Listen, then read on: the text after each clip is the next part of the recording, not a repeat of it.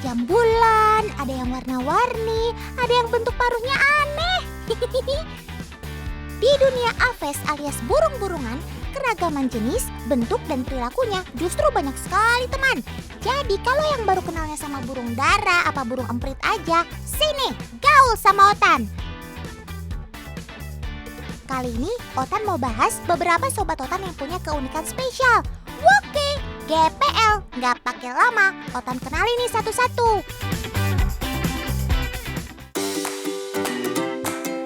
Nah, yang satu ini harusnya pada kenal ya. Dia adalah si burung tukan.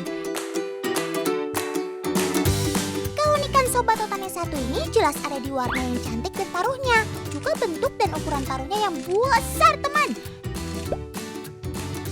Tapi perhatiin deh, dari semua jenisnya, warna paruhnya beda-beda ya. Ya iyalah, ada 37 jenis burung tukan teman. Dan semuanya tinggal di daerah subtropis. Paruhnya yang besar sekilas kelihatan berat ya. Tapi ternyata nggak juga loh. Paruhnya malah lebih mirip busa namun keras. Pemakan buah ini juga sering menggunakan paruhnya sebagai daya tarik untuk mendapatkan pasangan. Bisa aja kamu sob. Berikutnya, ini dia si Vulturine guineafowl. Sekilas mirip siapa hayo? Ya, kalau dilihat dari kepalanya, dia mirip kayak burung pemakan bangkai. Tapi kalau dari bulunya, sebenarnya mereka berkerabat sama ayam mutiara yang itu tuh. Tapi Vulturine guineafowl ini asli Afrika teman. Bulu-bulunya terlihat lebih mencolok dan ada warna biru terang yang cakep ya. Sebagai unggas, mereka tidak dapat terbang. Persis seperti geng ayam, mereka sukanya berkelompok dan sesekali bisa terbang mengepak sayapnya kalau darurat dibutuhkan. Nah, siapa coba yang pernah lihat sobat Otan ini? Jelas unik banget kan bentuk paruh dan bulu kepalanya? Ini dia yang namanya burung spoonbill teman, alias burung paruh sendok. Ya gitu deh, namanya diambil karena bentuk paruhnya yang mirip kayak sendok. Nah, kalau begini bentuknya, kira-kira dia makan apa hayo? Jawabannya, dia makan hewan-hewan air seperti ikan, kepiting, udang, dan serangga air teman. Tapi anak-anak kamu paruhnya belum sebesar kalian ya. Berarti paruh ini akan tumbuh seiring bertambah dewasa usianya teman. Hei, apa yang kamu lakukan di pinggir jurang sob? Awas, nanti kamu terjatuh. Loh, weh. Otan kena gocek lagi nih teman.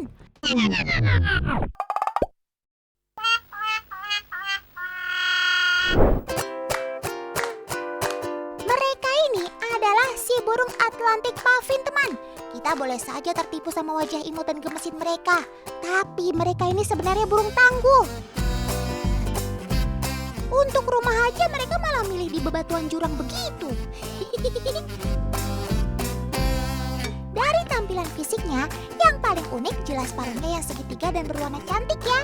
Paruh dan kakinya akan berubah warna dari abu-abu menjadi orange terang kalau mereka sudah dewasa teman. Tapi yang paling uniknya adalah kemampuan mereka untuk terbang di udara sekaligus di dalam air. Wih! Ya, mereka adalah pemakan ikan. Jadi, mereka jago menyelam dan berburu ikan kecil di air. Ibaratnya, mereka penguin yang bisa terbang. Kermaks alias keren maksimal. Mereka mampu mengepakkan sayapnya 400 kali per menit. Dan di udara, mereka mampu melesat 88 km per jam. Kirain imut-imut gini cupu, ternyata kamu suhu.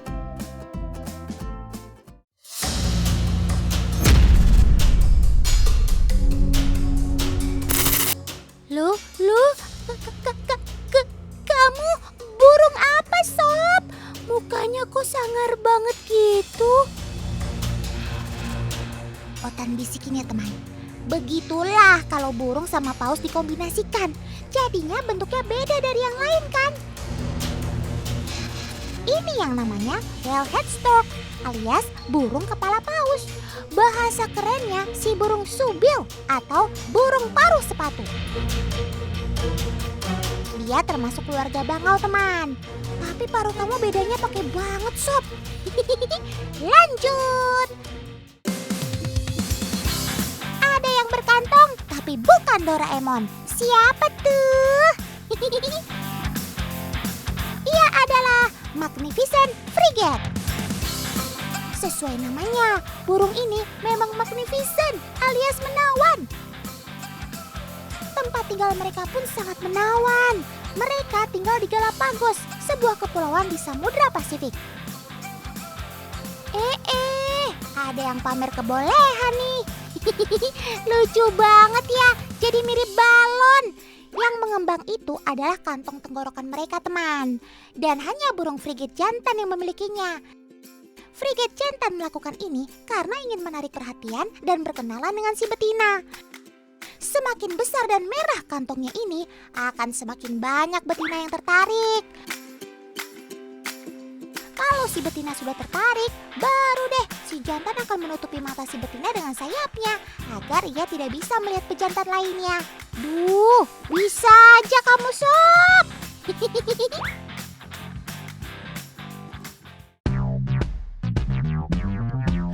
Jangan salah ya, burung frigate dijuluki sebagai raja udara loh. Rentang sayapnya yang sangat lebar hingga mencapai 2 meter membuatnya mudah terbang tinggi. Ia juga bisa terbang berhari-hari tanpa harus mendarat. Frigate bisa menempuh jarak hingga 220 km dalam sekali terbang loh. Kermeks! Kalau yang ini harusnya teman di rumah udah pada kenal sih. Ya, si burung pelikan.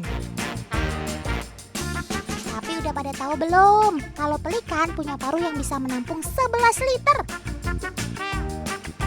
Gosipnya sih mereka adalah pemakan rakus yang kaya nggak ada kenyangnya. Coba paman, kita kasih makan mereka yuk. Bukan pada rebutan, kayak takut kebagian aja. Coba perhatikan teman, saat pelikan menangkap ikan, maka kantong pada paruh akan melebar. Kantong disebut kantong gular. Usut punya usut, kantong ini sangat elastis, hingga bisa menampung 11 liter air. Tapi, kantong gular tidak berfungsi untuk menyimpan makanan pada mulut pelikan loh. Fakta yang betul adalah kantong gular ini yang membantu pelikan menangkap makanannya. Selayaknya jaring, kantong ini juga dapat menyaring air saat pelikan sedang memburu ikan dalam air. Nah, kalau si biru satu ini jelas udah sering kenalan ya. Ya, si burung hiasin makau. Ini namanya Raja, peliharaan kesayangan Kak Jacqueline. Iya ya, burung makau memang terkenal gak cuma cantik, tapi juga bisa bonding alias dekat sama yang memelihara. Gak cuma dekat sama manusia, bahkan sama hewan lain juga bisa main bareng loh. Penasaran kan seunik apa sih hiasin makaunya Kak Jacqueline? Kita ajak terbang dulu yuk Kak. 3, 2, 1, go! Juga manuver terbang kamu sob. Tapi apakah mereka mampu kembali ke pemiliknya masing-masing? Dan berhasil. Cuakep. Si Raja mendarat dengan mulus di tangan Kak Jacqueline. Jadi teman, kunci keberhasilan free fly ini adalah pointer atau tanda bagi si burung. Pointer untuk Raja adalah topi coklat yang dikenakan Kak Jacqueline teman.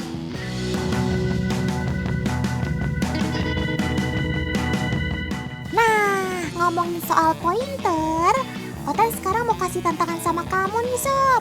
Agen Otan, Kak Yesi, akan pakai topinya Kak Jacqueline. Otan masih penasaran nih, gimana kalau sekarang yang terbangkan si Raja adalah Kak Yesi? Apakah dia akan tetap kembali ke Kak Jacqueline atau Kak Yesi ya? Kuy, kita lihat guys. Siap kayak sih. And go! Raja. Iya, kita lihat sama-sama teman. Raja masih mengudara. Dan Raja tetap kembali mendarat ke Kak Jacqueline teman. Cuakup. So, tantangan ini membuktikan selain pointer topi coklat, Sobat Totan ini juga mengingat wajah pemiliknya teman. Sungguh daya ingat kamu luar biasa Sob. 2 jempol buat kamu Sob.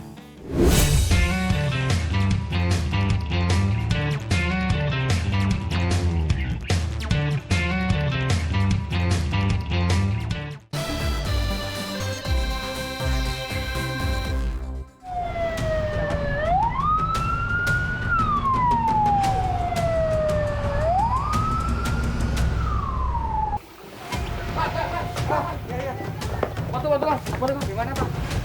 Tadi saya lihat di situ ada, gue tahu binatang besar, ya masuk ke sini nih, ya.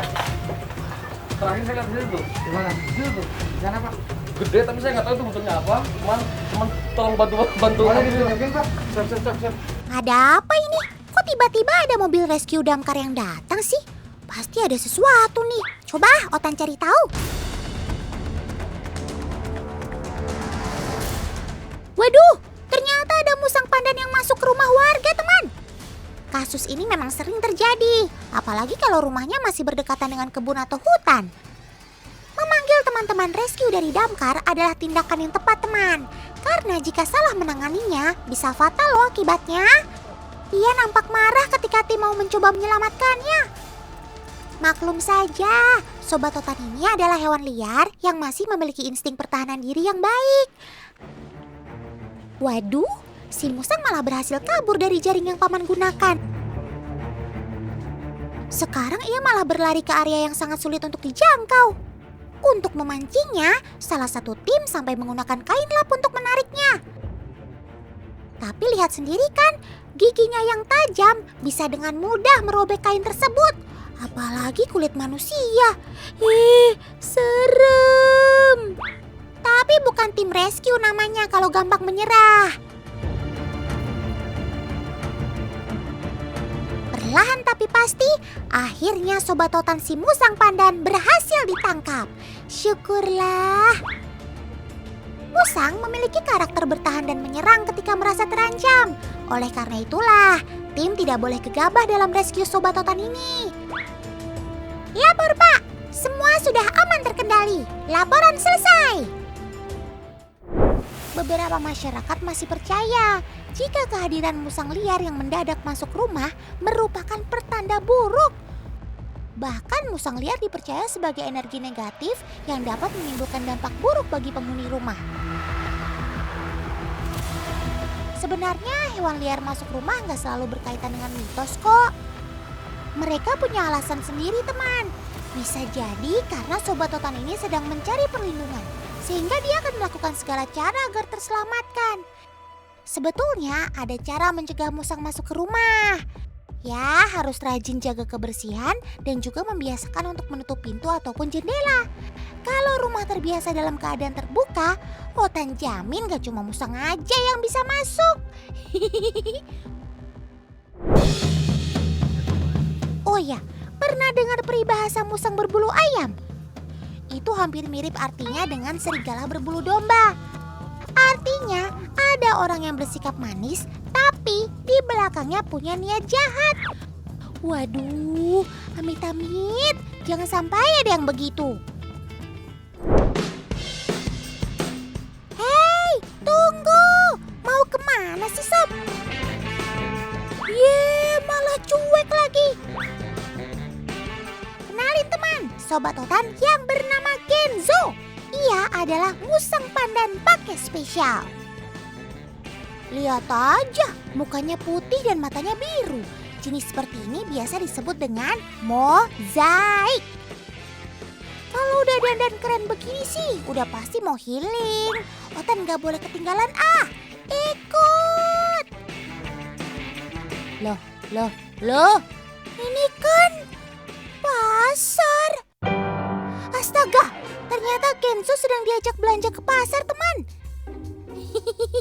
Dimanapun tujuan, yang penting tampilan harus kece dong ya. Otan sih gak heran kalau Musang merasa nyaman ketika digendong.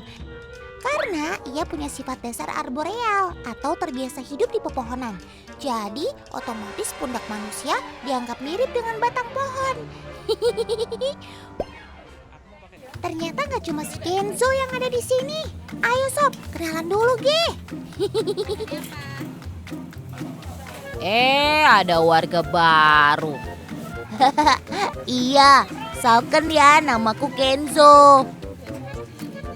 Salken apaan tuh? Salam kenal sob. Pakai disingkat-singkat segala. Kayak ngobrol di grup WA aja sih. Hehehe, biar gaul dong. Udah ya kenalannya. Sekarang giliran Otan ngenalin Kenzo sama ibu-ibu di pasar. Misi ya Bu, Bu tahu nggak ini hewan apa? Hewan apa namanya? Apa ya? Yah, sayang sekali sob. Ibunya belum kenal kamu nih. Coba kita tes ke ibu-ibu yang lain. Luwak. Luwak ya Mbak ya? Bukan? Musang. Kode luwak dari kita. Iya. Anu, luwak. Luwak. Luwak. Ayo, kenal gak nih sama sobat Otan ini? Mesti cokot aja. Enggak. Mesti cokot aja. Wah, luwak gitu nih. Lucu luwak. Wah, ternyata orang-orang di sini lebih mengenal Kenzo dengan nama sebutan luwak.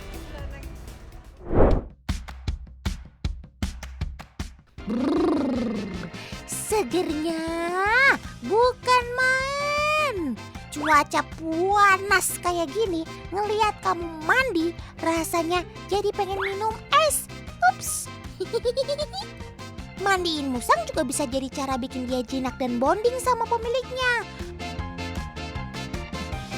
Bukan cuma asal guyur air aja, tapi tetap harus dikasih sampo biar ia bersih dan wangi. Wah, rusuh juga nih kalau mandi sambil mondar-mandir begini. Hei, kasihan yang mandiin kamu, sob.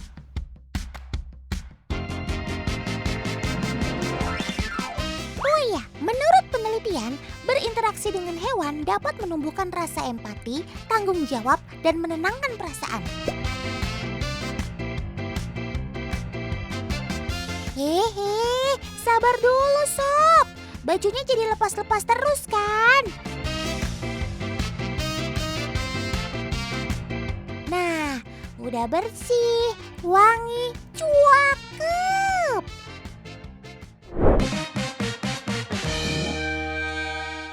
Wah, wangi, legit, dan dagingnya tebal. Siapa coba yang gak tergoda?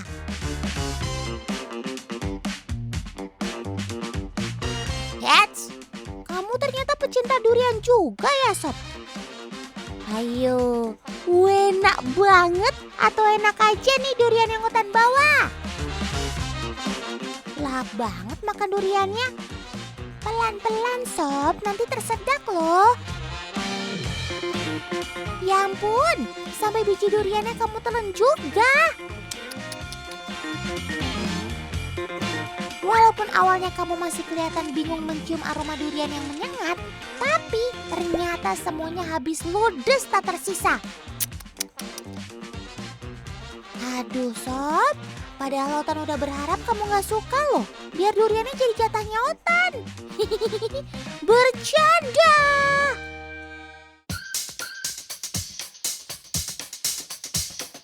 Ngomongin soal durian, Otan jadi ingat sama durian Musang King. Apa iya ada hubungan dengan kamu sob? Durian Musang King asalnya dari Malaysia. Awalnya durian ini disebut Mao Shan Wang, artinya Raja Kucing. Usut punya usut, kenapa dinamakan Musang King?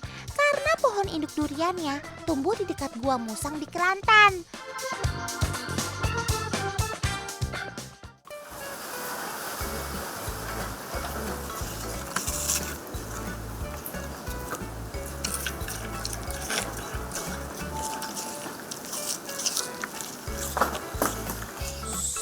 Dia lagi bikin video ASMR, jangan berisik. Cie, kamu OTW jadi food vlogger bisa tuh sob. Ada fakta menarik. Sobat Otan ini mampu memakan buah sebanyak setengah berat badannya loh. Wah. Otan nyerah deh kalau mukbang lawan kamu. Musang termasuk dalam daftar hewan yang rakus teman. Dia tidak akan menyisakan makanannya. Bahkan ketika Sobat Otan ini makan buruannya, ia akan melahap sampai tulang-tulangnya.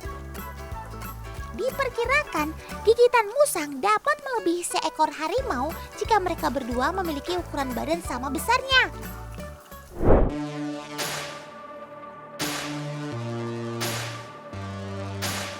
Pelan-pelan Pak Supir. Lucu banget ya musang versi saset ini. Habis kecil banget. Emang boleh seimut itu? Hei bayi, kamu lagi digendong siapa itu? Pasti kamu kebingungan ya? Udah, diam aja di atas situ. Nanti kalau gerak-gerak malah jatuh loh. Tenang aja, Paman Sulkata baik kok. Dia mau ajak kamu jalan-jalan cari rumput kesukaannya. Kamu mau rumput juga? Jangan ya, kamu kan masih bayi. Usiamu masih 1 bulan. Jadi kamu cuma boleh minum susu aja. Ayo minum yang banyak, biar kamu cepat besar. Ya ampun, mungil banget. Ini sih perkiraan sebesar genggaman tangan manusia. Otan jadi ingat waktu masih bayi, Otan segemes kamu kali ya.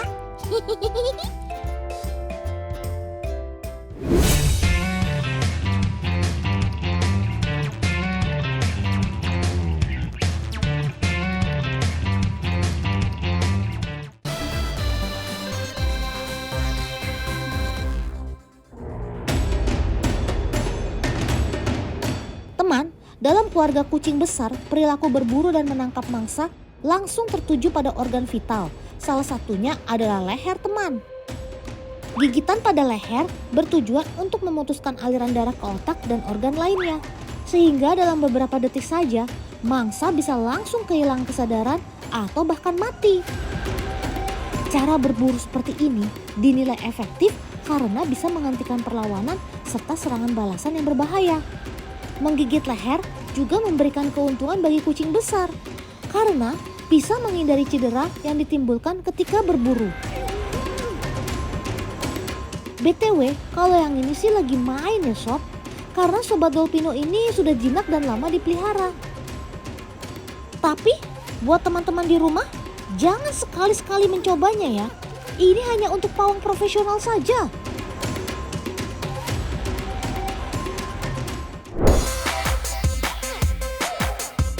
Teman, sobat-sobat Dolpino ini punya keunikan pada leher mereka loh. Kok bisa ya? Kalau begitu, langsung saja kita cek yuk. Let's go!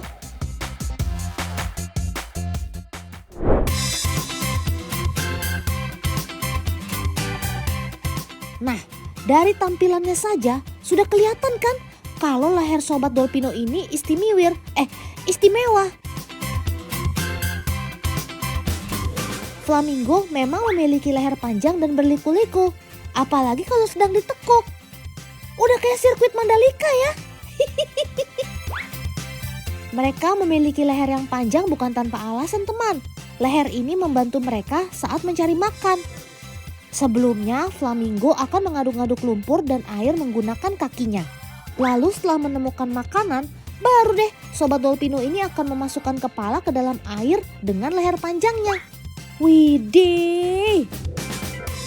Gak cuma itu aja, leher ini juga memudahkan mereka untuk memantau para predator. Leher yang tegak lurus membuat penglihatan flamingo menjadi lebih luas. Tapi Dolpino jadi penasaran nih, kira-kira kamu pernah kesleo gak ya? Kalau pernah, gimana tuh cara ngurutnya?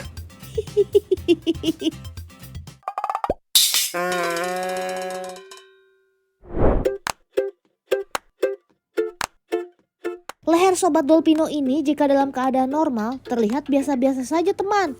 Tapi ternyata Bulus memiliki leher yang sangat panjang dan fleksibel loh. Untuk membuktikan kebenarannya, sekarang kita uji coba saja yuk. Come on! Di dalam kolam kecil ini, Kak Resi sudah menyiapkan kaca sebagai media penghalang Bulus untuk mengambil makanannya. Kaca hanya diberi celah setinggi 4 cm agar kepala Bulus tetap bisa masuk. Kak Resi akan menaruh daging ayam ini ke dalam air dengan jarak sepanjang 17 cm dari kaca. Apakah si Bulus ini bisa melahap makanannya dengan jarak sejauh itu? Let's go Kak, market book alias mari kita buktikan. Wow, sepertinya amis dari daging ayam sudah menyebar ke dalam air. Tuh kan, ia langsung mengerahkan kemampuan lehernya teman. Ternyata leher kamu panjang banget sob. Hap, sergapan yang bagus sob. Berarti jarak 17 cm merupakan batas maksimal leher kamu ya sob. Semakin besar badan sobat Dolpino ini, pasti semakin panjang pula lehernya. Uji coba mengukur panjang leher sobat kita ini, Dolpino nyatakan sukses. Cakep!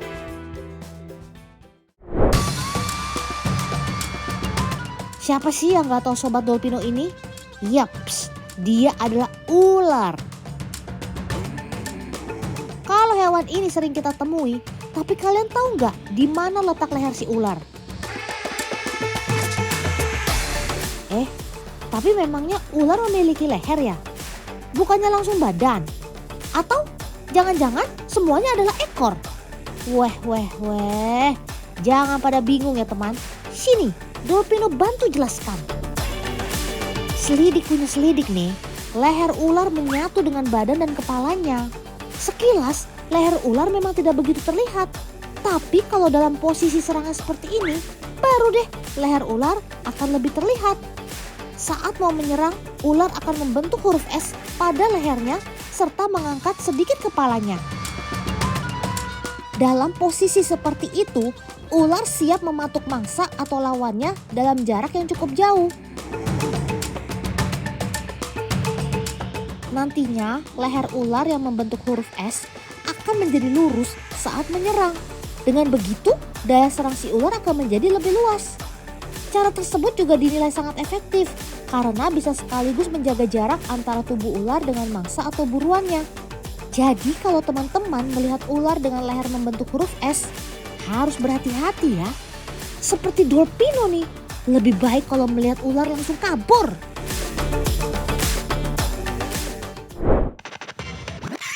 Astaga naga, leher kamu kenapa sob? Kena gondok ya? Atau gimana sih? Lihat tuh, leher kamu besar banget. Gak bahaya tak? Sebentar deh. Ini kan sobat Dolpino si Amang. Lehernya memang membesar ketika ia mau mengeluarkan suara. Duh, maafkan Dolpino ya sob. Maklum, lagi tanggal tua. Salah satu ciri khas si Amang adalah kantung gular yang berada di bagian lehernya teman. Dengan kantung tersebut, si Amang bisa mengeluarkan suara yang unik dan keras. Saking banternya, suara sobat Dolpino ini bisa terdengar hingga 3,2 km ketika di hutan.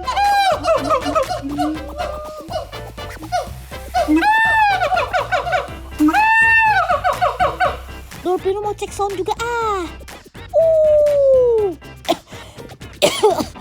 Aduh, kok malah batuk sih? Aduh, suara unik ini mereka gunakan untuk menandakan wilayah kekuasaan. Gak cuma itu aja, teriakan ini juga bisa menarik lawan jenis. Biasanya suara si Amang akan menjadi lebih ramai saat musim kawin pada bulan Mei hingga Juli.